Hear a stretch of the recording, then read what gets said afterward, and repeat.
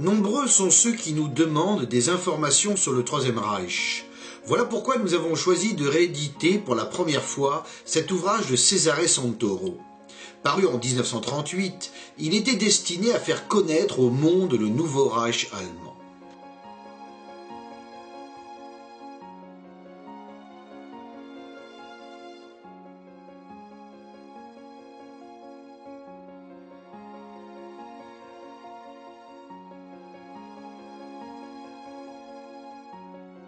Dans 4 années d'Allemagne d'Hitler vue par un étranger, vous découvrirez ce que fut le Troisième Reich des années de paix.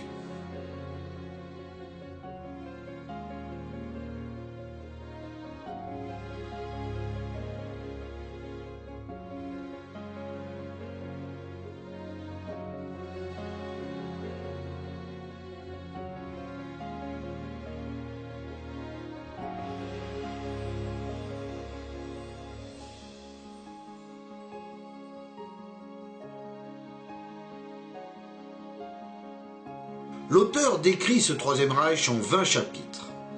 Après avoir rappelé la terrible situation dans laquelle se débattait l'Allemagne lorsqu'Hitler devint chancelier, il commence par décrire l'action entreprise par les nationaux-socialistes afin d'unifier le Reich et de neutraliser les principaux ennemis de l'intérieur.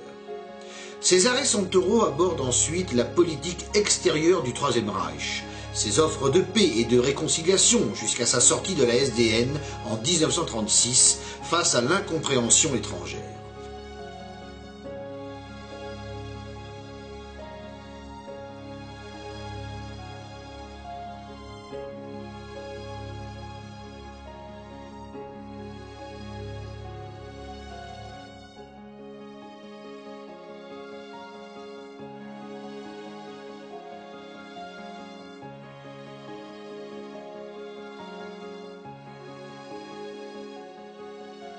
Puis vient le chapitre sur le racisme et l'antisémitisme dans le Troisième Reich.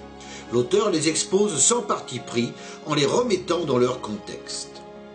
Après un exposé sur le rôle de la NSDAP au sein de l'État et sur l'effort de réarmement entrepris sous Hitler, l'auteur aborde un aspect capital, la politique sociale du Troisième Reich, notamment la lutte contre le chômage et l'amélioration des conditions de travail. C'est l'occasion pour lui d'exposer une réussite sociale sans égale.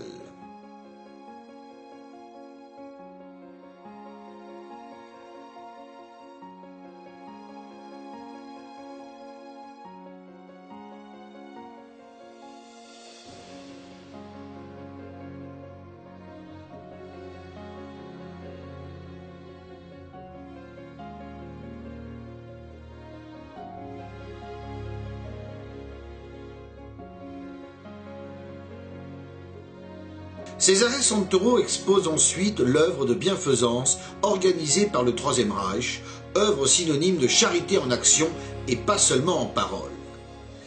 Il aborde ensuite la question du logement, les habitations de secours, l'assainissement des villes, la propreté du foyer et une politique de location qui permettait à tous l'accès à l'habitat.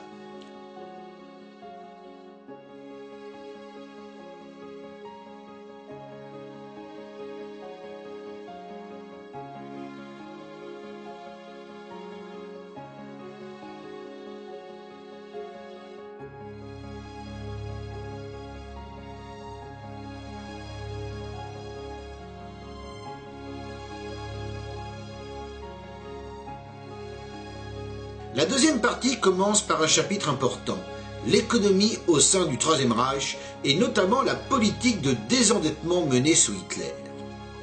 Suite un exposé passionnant, quoique technique, sur les finances publiques. C'est l'occasion de revenir sur la façon dont Hitler a vaincu le chômage, adopté une politique intelligente de l'impôt, favoriser l'embauche de femmes de ménage, prêter aux jeunes mariés afin qu'ils vivent décemment, assister l'enfance. Vient ensuite un chapitre sur le sujet connu des autoroutes et autres voies de communication. Une carte résume l'immense entreprise réalisée pour le bien du pays, donc du peuple.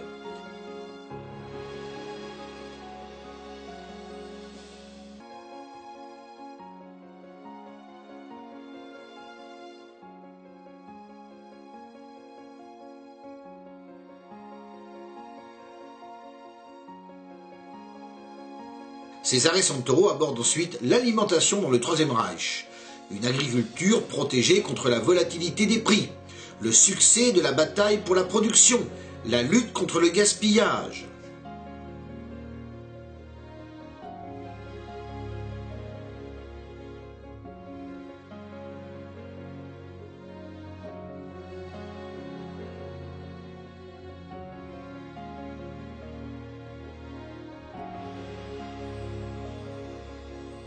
L'auteur évoque le service du travail allemand, sa philosophie, ses objectifs et ses réalisations importantes. Là encore, une carte accompagne l'exposé. Le 15e chapitre porte sur l'organisation de la jeunesse allemande. C'est l'occasion de découvrir une politique d'unification réelle de la jeunesse au-delà des classes sociales.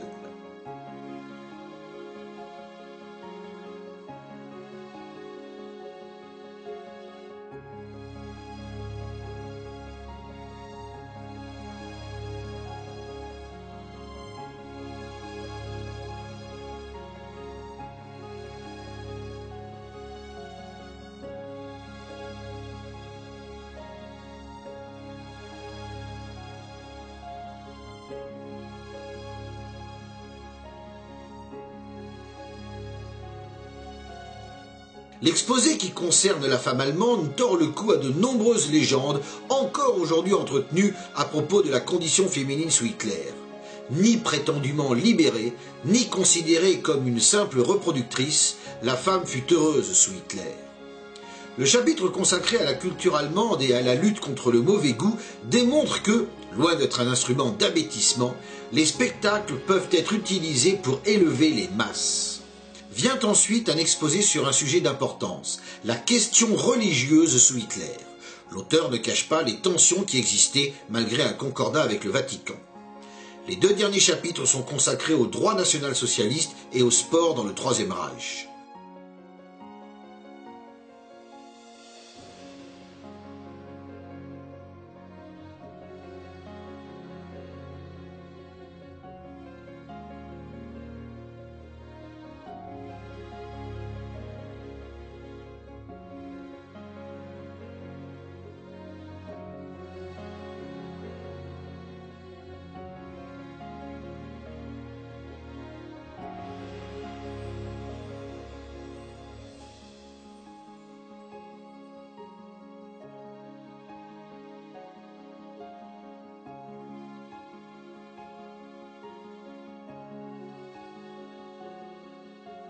L'auteur conclut en soulignant le revirement complet des esprits face aux admirables résultats obtenus par les nationaux-socialistes dans leur œuvre de gouvernance et de reconstruction du pays.